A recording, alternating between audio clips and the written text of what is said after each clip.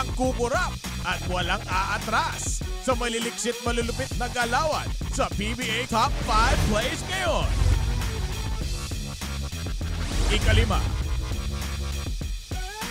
Ability to be able to control his shot depending on when he goes up. Ito yung sinasabi natin. Yun! Takdam!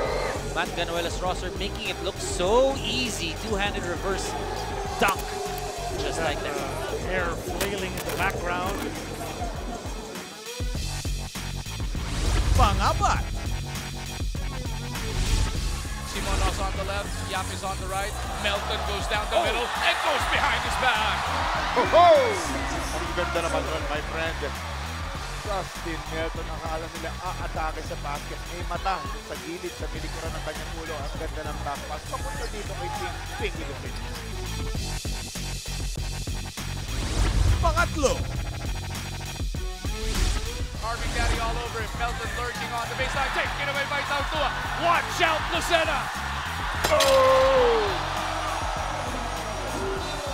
Mo Tautua with what might just be the exclamation point para sa ating PBA Sabado Nights. Sneaky swipe from behind. Mo Tautua bringing the pain, finishing in style. Ikalawa. Wala pa siya yung tatala rito. Barangay Nebra. There's an alley-oop! High in the sky! Jam mula kay Japet Aguilar. He's got 6 points. All the points so far. Tingnan yung ginawa dito ni L.A. Tenorio. Alam natin si Japet Aguilar with a big size advantage over Cliff Hodge. High in the sky play. At ang nanguna. Mantana. Napagalan. Nasundot. Linis. Luzon sa pagitan. Ito, iniwanan kayo lahat! Iniwanan kayong lahat! Yan ang pwedeng highlight.